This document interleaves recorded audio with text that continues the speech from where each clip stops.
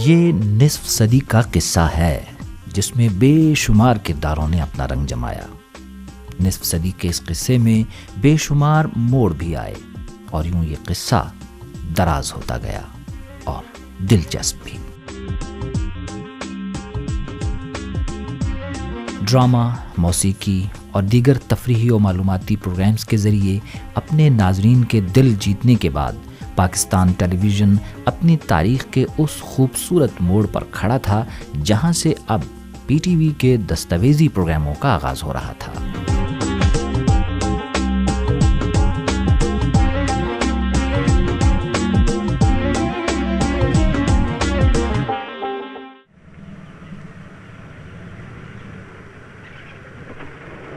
تحقیق کے کٹھن مراحل، مالی وسائل کی کمی اور سفر کی صعوبتیں وہ مسائل ہیں جنہوں نے دستاویزی پروگراموں کی تیاری کو ایسا بھاری پتھر بنا دیا ہے جسے بڑے بڑے تخلیق کار آج بھی بس چوم کر چھوڑ دینے ہی میں عافیت سمجھتے ہیں۔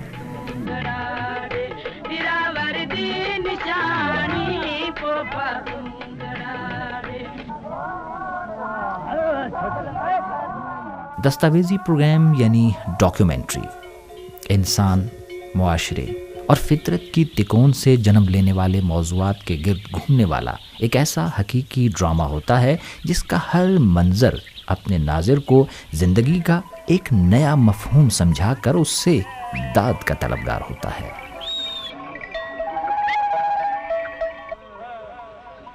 قطب الدین ایبک انتہائی قابلیت سے حکومت کرتا ہے اور دہلی کے مشہور قطب مینار کی تعمیر شروع کراتا ہے۔ پاکستان ٹیلی ویژن سے دستاویزی فلموں کا آغاز directorate of films and publication کی تیار کردہ دستاویزی film the story of Pakistan سے ہوتا ہے۔ غیاث الدین تغلق سے تغلقوں کا دور شروع ہوتا ہے، لیکن بعد میں سلطنت دہلی کو محمد تغلق کی ذہانت راست نہیں آتی۔ فیروز شاہ نے پاکستان ٹیلی ویژن کے ناظرین چونکہ اب دستاویزی فلموں سے مانوس ہو چلے تھے، لہٰذا ان کی دلچسپی کو مد نظر رکھتے ہوئے پی ٹی وی کے پروڈیوسر ظہیر بھٹی نے لائف بیٹ کے نام سے ایک ڈاکیومنٹری تیار کی۔ یہ پاکستان ٹیلی ویژن کی پہلی ڈاکیومنٹری تھی۔ یہ کراچی کی زندگی پہ تھا جہاں دن اور رات جو ہیں وہ ملتے ہوئے پتہ نہیں چلتا۔ It was a film which had no commentary, it was only effects and music. December 1967 Pakistan television نے ایک نئی دستاویزی سیریز سیلانی کے ساتھ شروع کی۔ پروڈیوسر عشرت انصاری اور عبد الکریم بلوچ کی اس سیریز میں ناظرین نے نہ صرف مشرقی اور مغربی پاکستان کی تہذیب و ثقافت کے مختلف رنگوں کو سراہا بلکہ عبید اللہ بیگ کی تحریر اور انداز بیاں کی بھی دل کھول کر داد دی۔ رات کو ہم کراچی ٹیلی ویژن کی گاڑی میں بیٹھ کے میں، عبید اللہ بیگ، رضا عباس اور ایک دو اسسٹنٹس ہمارے ساتھ ہوتے تھے اور سفر کر کے اس مقام پہ صبح پہنچتے تھے اور سورج چڑھتے ہی اپنا کام شروع کر دیتے تھے۔ ایک دن شوٹنگ کرتے تھے، شام کو واپس آ کے رات تک، اور کراچی ٹیلی ویژن میں اپنی فلم پروسیسنگ لیب تھی، نگیٹو پروسیس کرتے تھے، دوسری صبح اس کی ایڈیٹنگ پہ بیٹھ جاتے تھے۔ عبید اللہ بیگ بیٹھ کے اس کی کمنٹری کرتے تھے، اسکرپٹ بھی وہ خود لکھتے تھے، ریسرچ بھی خود کرتے تھے، اور ایک دن بعد یا اسی دن بعض دفعہ ایسا بھی ہوا رات کو وہ براڈ کاسٹ ہو جاتی۔ 1960 کے عشرے میں نثار مرزا کی بنائی ہوئی ڈاکیومنٹری فلم کیلاش نے لوگوں کو شمالی پاکستان کی چھپی خوبصورتی اور ثقافت سے روشناس کرایا۔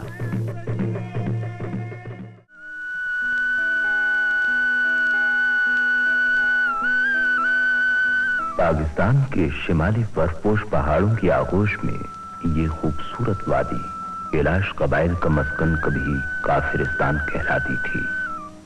تاریخ کا ایک ایسا گمشدہ ورق ہے جو صدیوں تک تہذیب و تمدن کی الغار سے محفوظ رہا ہے۔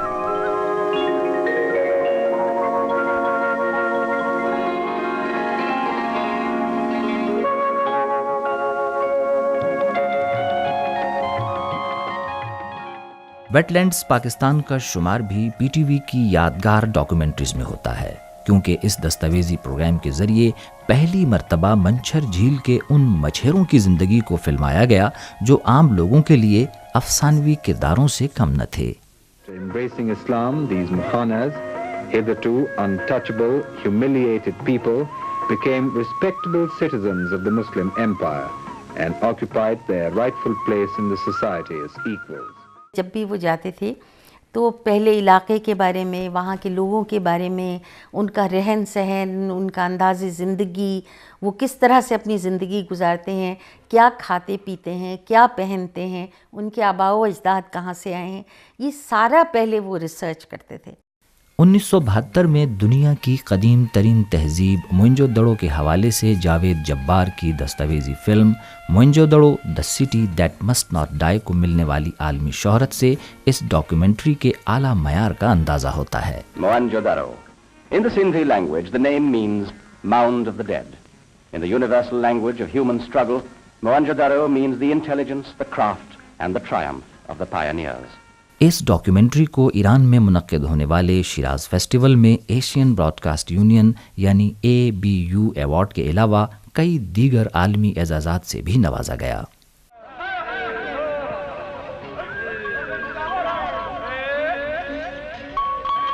ستر کے عشرے میں ہی PTV کی پروڈیوسر شیریں پاشا صحرائے چولستان میں بکھری زندگی کو فلمانے کے لیے اس لک و دک صحرا میں پہنچتی ہیں اور 3 ماہ کی آبلا پائی کے نتیجے میں اپنی شورائے آفاق documentary Cholistan land and people بنانے میں کامیاب ہو جاتی ہیں۔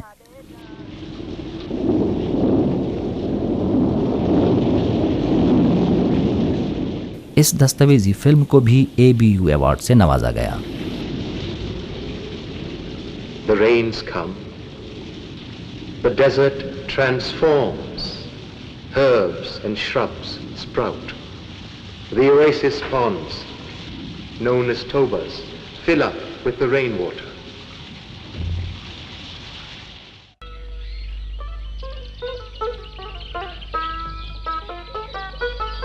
PTV کی دستاویزی فلموں نے ناظرین کو یہ جاننے کا پورا موقع فراہم کیا کہ پاکستان میں کیسے کیسے دل موہ لینے والے مقامات ہیں، کیسی کیسی انوکھی بستیاں ہیں جہاں محبت کرنے والے انسانوں کا بسیرا ہے۔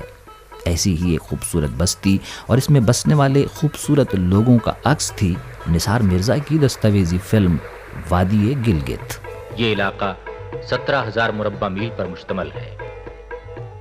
گلگت نے اپنے جغرافیائی اور دفاعی اعتبار سے اہم محل وقوع کی وجہ سے بر صغیر اور وسطی ایشیا کی تاریخ میں اہم کردار ادا کیا ہے۔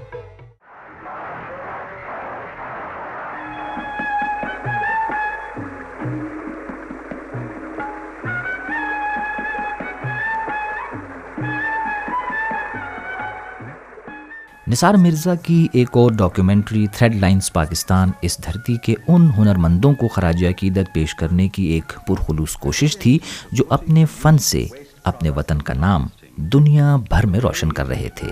The technique of coiling is widely used to braid kullas or caps around which the turban is wound.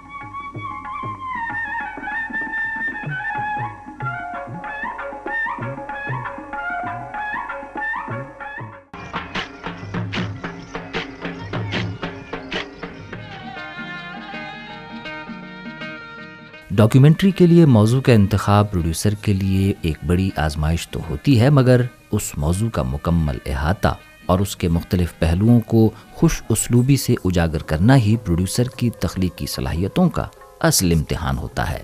اور اس امتحان میں ظہیر بھٹی کی دستاویزی فلم سلٹس آف فارچون ایک شاندار کامیابی حاصل کرتی ہوئی نظر آتی ہے۔ First film that I made was a film on buffaloes. سب لوگ ہنستے تھے کہ یار ظہیر بھٹی تمہیں کوئی ٹاپک نہیں ملا، یہ بھینسوں پہ فلم کیا ہوئی؟ تو but that was the cultural nuance جس نے انٹرنیشنلی اس کو کیپچر کیا۔ It won me 3 international awards, Herceg Novi Yugoslavia, FAO Osiris award تھا۔ The grand prize presented by the Ministry of Culture and Information of the Korean government goes to Pakistan Television. نثار مرزا نے بدلتے وقت کے جدید تقاضوں کے مطابق نئی تکنیکی سہولتوں کو بروئے کار لاتے ہوئے black and white documentary Kailash کی پھر سے رنگین کیمرے کے ذریعے عکس بندی کی اور یوں ناظرین نے اس بار وادی کیلاش کے اصل رنگ دیکھے۔ تو ڈاکومنٹری بنانے کے لیے جس میں اسپیشلی لوگ انوالو ہوں، اس میں آپ کو ایسا کچھ کرنا پڑتا ہے کہ وہ لوگوں کو آپ کیمرہ بھلا دیں، یعنی وہ بالکل کانشیس نہ ہو کیمرے کے، اور آپ کے ساتھ وہ ایک حصہ آپ کا بن جائے اور آپ کو خود ان کے ساتھ رہیں، ان سے ساتھ کھانا کھائیں۔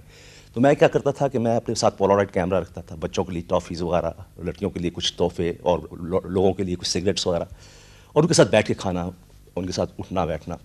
تو وہ اتنے مانوس ہو گئے کہ اس کے بعد آپ وہ کیمرہ بھول گئے، اور اگر آپ وہ فلم دیکھیں تو آپ کو پتہ چلے گا کہ ان کو پتہ ہی نہیں کچھ ہو رہا، حالانکہ ان کو سب کو پتہ ہے کہ میں فلم بنا رہا ہوں۔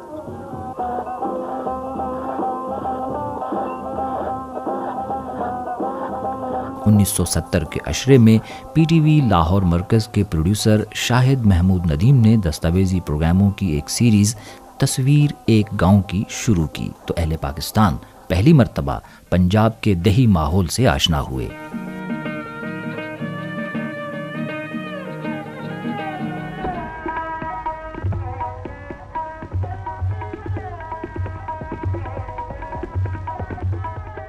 اقبال کی 100 سالہ تقریبات کے سلسلے میں پی ٹی وی کا تیار کردہ خصوصی دستاویزی پروگرام جہان نو کا شاعر پی ٹی وی کے دستاویزی پروگراموں کی تاریخ کا ایک سنگ میل سمجھا جاتا ہے۔ ہر دور اپنی پہچان کے لیے نئے آدم کو جنم دیتا ہے۔ یہ نیا آدم نئی بصیرت اور جرأت کے ساتھ اپنے عہد کی تعمیر کرتا ہے اور آنے والے زمانوں کی بنیاد رکھتا ہے۔ حکومت پاکستان نے پی ٹی وی کو کمیشن کیا ایک ڈاکومنٹری بنانے کے لیے جو گورنمنٹ کی آفیشیل ڈاکومنٹری ہوگی 100 سالہ برسی کے سلسلے میں۔ یہ بھی ایک انٹرنیشنل پروڈکشن تھی، اس میں پھر ہم نے انٹریکٹ کیا، جرمنی میں جو چینلز تھے اور یو کے سے مٹیریل منگوایا، انڈیا سے منگوایا۔ پھر اقبال کی زندگی کے کچھ پہلو تھے جن کے اوپر ہم کرنا چاہتے تھے، سٹریس کرنا چاہتے تھے، لیکن اس کا کوئی ویژول نہیں تھا۔ اس کے لیے پھر ہم نے این سی اے کے کچھ ہمارے دوست تھے، بہت مایہ ناز جو مصور تھے، ان کو کانٹیکٹ کیا۔ ظہور الاخلاق تھے، اقبال حسن خان تھے، محمد آصف تھے۔ انہوں نے پھر اقبال کے اس پیریڈ کی اوریجنل نئی پینٹنگز بنائیں اور اسکلپچرز بنائے۔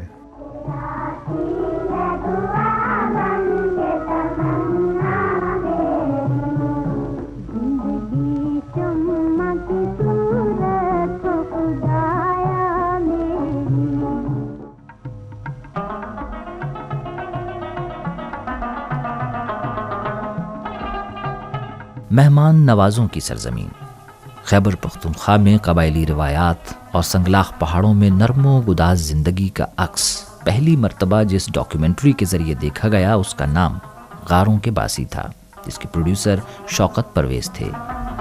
صوبہ سرحد کا قبائلی علاقہ چونکہ زیادہ تر پہاڑی ہے، اس لیے ہموار زمین بہت کم ہے اور اکثر غریب لوگ زمین خرید کر مکان بنانے کی سکت نہیں رکھتے۔ اس لیے جہاں بھی پہاڑ میں قدرتی غار مل جائے اس کو معمولی رد و بدل کے بعد رہائش کے لیے استعمال کر لیتے ہیں۔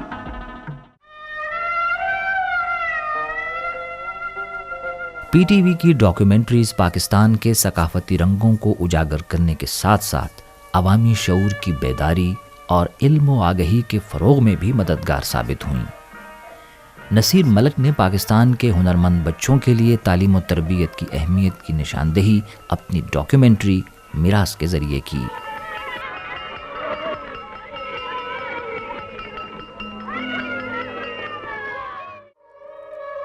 پی ٹی وی کے پیشکاروں نے زندگی کو جس روپ میں دیکھا، اپنی ڈاکیومنٹری کے ذریعے اسی روپ میں اسے اپنے ناظرین کے لیے پیش کر دیا۔ میر بحر ایک ایسی ہی ڈاکیومنٹری تھی جس میں رضا عباس نے ماہی گیروں کے شب و روز کی خوبصورت عکاسی کی۔ 1983 میں میر بحر کو جرمنی میں خصوصی ایوارڈ سے نوازا گیا۔ آج کل آپ الیکٹرانک کیمرہ یوز کرتے ہیں، اس وقت الیکٹرانک کیمرے کی فیسیلٹی نہیں تھی تو ہم لوگ فلم کیمرہ استعمال کرتے تھے۔ دستاویزی پروگراموں کے لیے ہر اس موضوع کا انتخاب کیا گیا جس کا اہل پاکستان کے احساسات و جذبات سے گہرا تعلق تھا۔ یہی وجہ ہے کہ جب پاکستان ٹیلی ویژن سے حج کے سفر پر بننے والا دستاویزی پروگرام سعادت کا سفر نشر ہوا تو ناظرین کے دلوں میں پی ٹی وی کے لیے احترام و اعتبار کا رشتہ مزید گہرا ہو گیا۔ اور ہماری اولاد کو اپنا مطیع بنائے رکھیو اور پروردگار ہمیں ہمارے طریقے عبادت بتا۔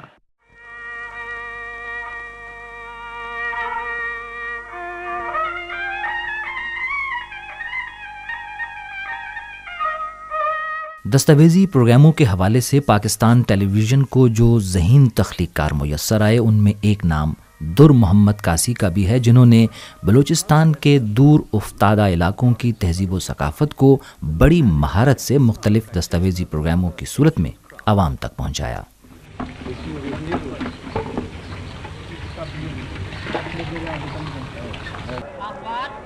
پورٹریٹ آف لاہور واقعی بالکل ایک انوکھا تجربہ تھا جو شیریں پاشا جیسی مہم جو پروڈیوسر ہی کے حصے میں آ سکتا تھا، کیونکہ یہ ایک ایسا دستاویزی پروگرام تھا جس میں صرف ان آوازوں کے ذریعے لاہور کو متعارف کرایا گیا جو اس قدیم شہر کی پہچان تھیں۔ ریڈیو پاکستان لاہور آپ سے مخاطب ہے۔ صبح کے 6:45 بجتے ہیں، ہماری آج کی پہلی مجلس شروع ہوتی ہے۔